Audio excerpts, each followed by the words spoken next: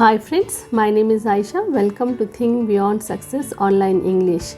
Today is the day 8 of our 30 days challenge series, and in today's episode I am going to discuss how I learned this language, how I became fluent in English. I am going to tell you the step by step procedure, what steps I followed, and how the same steps can also benefit you, how by applying those steps how you can be fluent in English. Before I could reveal the secret, let me tell you something about myself. I come up from a very lower middle class family. My father was alone breadwinner, and we were 6 brothers and sisters, and my mother was a homemaker. So my father could not afford better education for all of us. So we all siblings did our schooling from a very local regional medium school, and in that school until SSLC we were not exposed to English. Yes, even though one subject was there, English, but that English also was taught through Urdu. So all subjects we had in Urdu, and only one subject English, and that too for namesake. So when I did not find any difficulties, but since my childhood I had a passion for this language, English language. But when I stepped into college, I faced a very tough time. I had a very tough time because all my friends, all my classmates were from a very fancy school, so they know good English and they used to communicate in English, and I too want to speak, but I did not had a tool of language. So I had a very tough time, and at that point of time that moment I really went under depression. That sometimes I started cursing my parents, and I started blaming to everyone, because I could not able to speak. It is not my fault, it is my parents' fault that they did not put me into any good school. By this time I would have been a fluent speaker. Later on I just made up my mind firmly. I took a firm decision that this year somehow I'm going to improve my English. I'm going to work out on this communication skill, and I'm going to learn this language. And I burn midnight oils.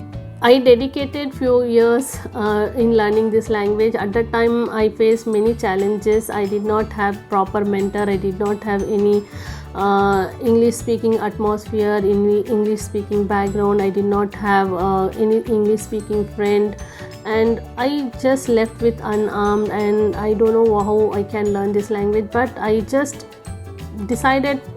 made up my mind that I want to learn this language anyhow. Then the first thing what I started doing is I just started observing others passively, listening to others, my friends, my classmates, my teachers, what they speak.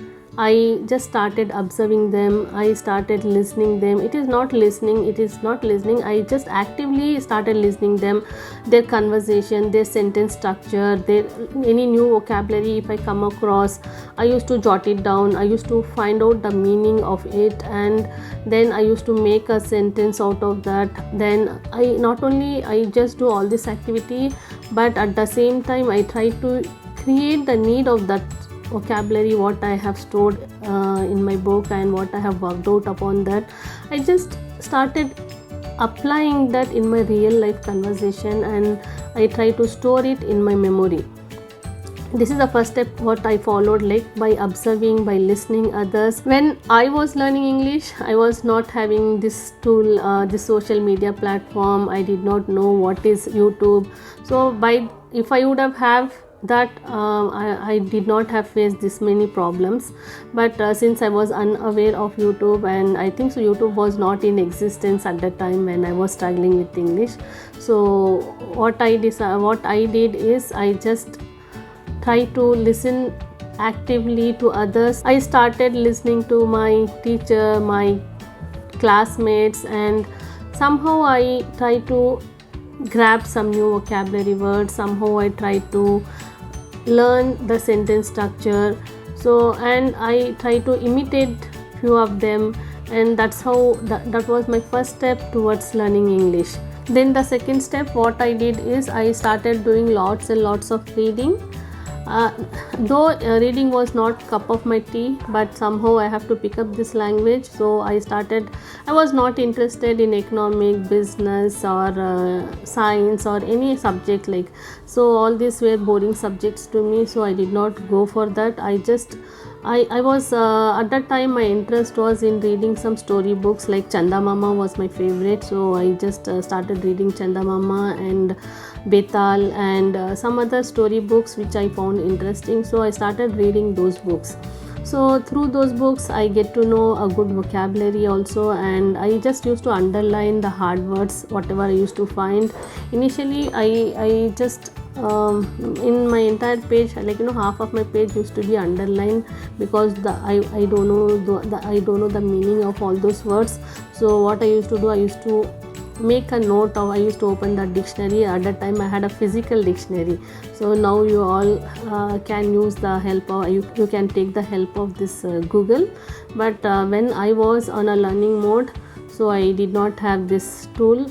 I had a physical dictionary, so I used to go through that dictionary, and I used to find out the meaning, and I used to understand the story. So I get to know the sentence structuring, new vocabulary through reading. And I suggest for those who want to go for a reading, reading is the best way of learning a language, any language. But you need not to, as everyone suggests, like go and read so that you will improve the language. So it is not that you go and read anything, whatever you find you just pick up and start reading. Do reading, but read what is your interest. Otherwise within 1 or 2 days you just give up, like, because it is not your interest. Do reading of your interest. What is your interest? Find out your interest and start reading those books. That definitely is going to benefit you. Then next, what I started doing is I started journaling. I started writing a diary. Writing diary, you need not to be a good writer or expert in that. Just what I started doing, one of my friends suggested, like, if you want to be a good fluent speaker, then you start writing, that will help you. So then I thought, okay, let me give it a try for this also. Then I started writing a diary. The entire day what happens, I just pen it down in a book, and it really helped me a lot. Why? Because see how I can put my everyday entire things into a book. Like, it is a thought process. I have to think a lot, how I can make a sentence, how I can write it down, this is the activity what I did, how I can write it down. So I just used to take the help of my friends. I used to take the help of dictionary, how I can frame a sentence, like, this is the activity I did and how I can write this. So it helped me to think creatively, it helped me to think a lot. It really, it was like a challenge to my mind, and my brain became active, and I started thinking out of the box, and I became good in writing. Then one fine day I asked one of my teacher, my English teacher, ma'am, I came up from this Urdu medium school and I am finding difficulty in learning this language, so can you just help me? So I just gathered my courage and I asked this question to my teacher, and my ma'am, what she suggested me was like, just Ayesha, do one thing, start describing an object. So then I thought, how this describing an object is going to help me in learning this English. So I thought, okay, don't question yourself, start following what I am telling to you. You see the miracle, you see the magic. So start describing an object. So then she asked me, okay, start describing, write it down in a piece of paper, and come and tell me, come and tell me orally how you can describe any object. So I asked which object. Then she asked, any object which you find around you. Then I thought, okay, let me follow blindly. When she is telling, there must be some truth in it, okay, there must be some reality, she knows better than me. Then I started following the step. I just took initially I took a pen, then I started describing about pen. then I took a glass of water and I just start describing a glass. Then whatever I found around me, I just started describing. I took a notebook, and I started describing. So later on, then I asked, then next challenge she gave to me is like, now it's enough that you started describing this much objects you have described. Now you go more deeper into it. Now you start discussing about this object. Describing is something different, and discussing about that object is different. Like, its plus point and minus points, its benefits, its advantages and disadvantages. Go more deep into it. Then I just I followed that also blindly. Okay, I just she asked me about television, talk about television. So tell about its first she asked me to describe it, then she asked me to talk about its advantages, plus and minus, pros and cons of television. Then really after doing this activity, really I found this is the best way of learning a language. Then I know, as of now also, for all my participants, for all my students, I suggest them to, I just do this activity during my class time. I just ask them to take any object which they find around them and start describing about that object, talk about that object, discuss about that object, so that I really apply this to my, I really do this activity during my class hours. So that this was one thing what I did. Now the next challenge what I faced was pronunciation. So I many of the words I hardly pronounce, and I don't know the proper pronunciation. As of now also I struggle a lot of words, like as of now also I don't pronounce many of the words correctly. But then too now it is for all of you, there is a tool, there is a Google where you can go, you can type a text and you can listen how it is pronounced. But when I learned at that time, I did not had all these tools, so I faced lots of challenges. But you can, to improve your English, you can listen. To improve your pronunciation, you have to do lots and lots of listening activity. You have to listen to the podcast, and you have to listen to any motivational speaker, any speaker whom you admire, whom you want to be like. So you just start listening to them, you see how they pronounce the word, each and every word. So pay more focus on their pronunciation. So likewise you can improve your pronunciation. As of now also I am working on my pronunciation. Learning is never ending process. Lifelong we remain the learner, lifelong we remain the student. So this is one thing I understood through learning English, that lifelong there is no full stop for learning. Never we can say that okay, I have become master in this. So there is something new kept on coming, like, so always we have to update ourselves. So as of now also I am working upon my communication, I am working upon my English. But what little knowledge I have, I want to share with my student. I want to help people, those who are struggling like me. They can follow these steps what I followed, and definitely they can see the result. I am the sample in front of you. Until SSLC I don't know what is English is. Hardly I know A to Z, ABCD, and hardly I know that vowels and consonant.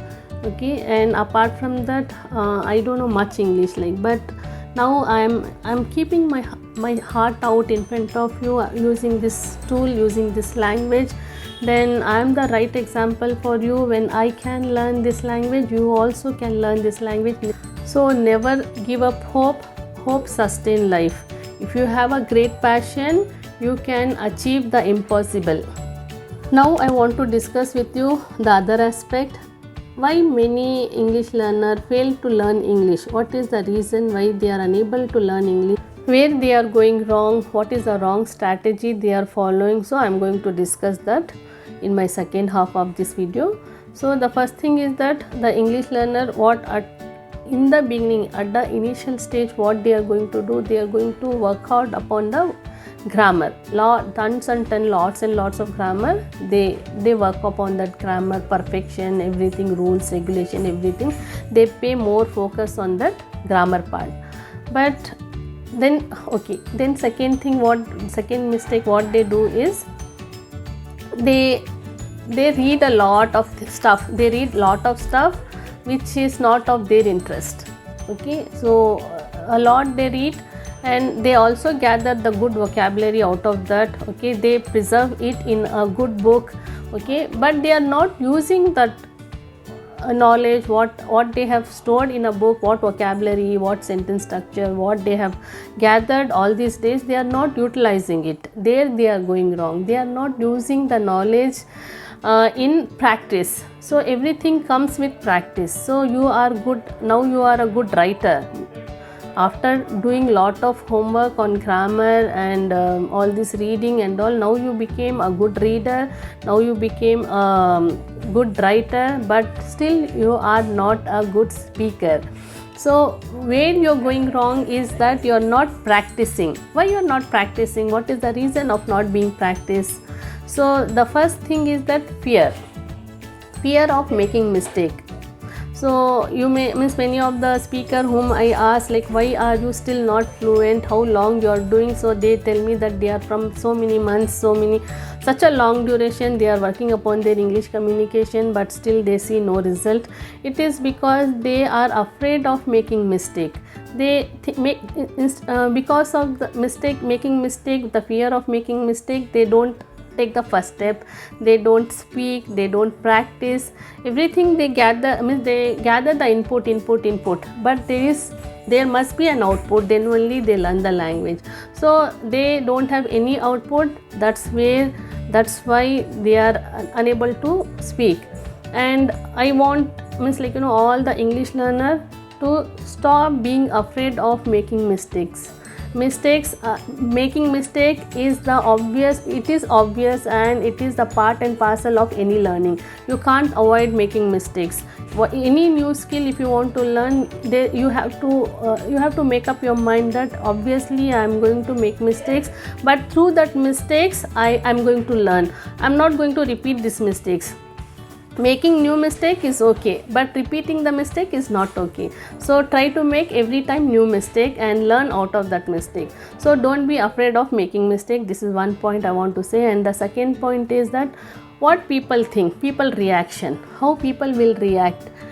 Imagine that now you are on a learning mode and you want to practice. Now if I speak in English, how people will react, what they will think.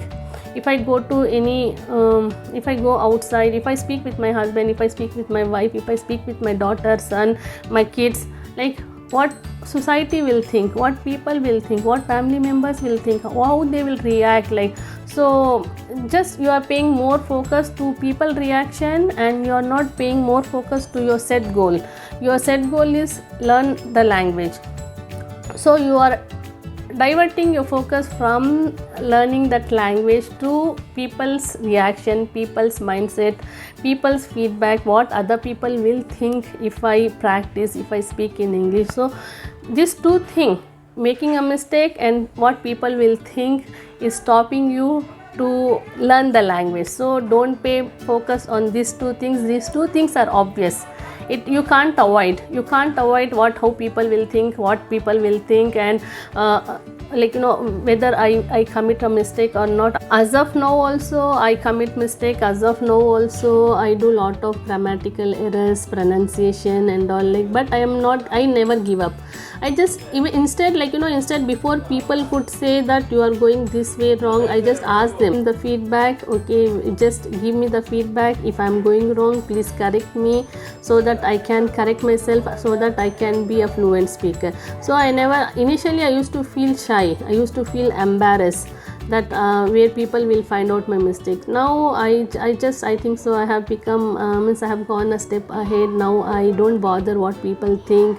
Now you see, I also post all my contents on social media. Obviously there must be some mistakes, but I just ask people to point out those mistakes to me so that I correct myself and I become better version of myself.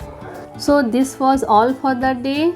I will see you in my next video. Till then, keep working on yourself, keep working on the betterment of yourself, keep working on your achievements. If you find this video knowledgeable, then please do like, share and subscribe my channel.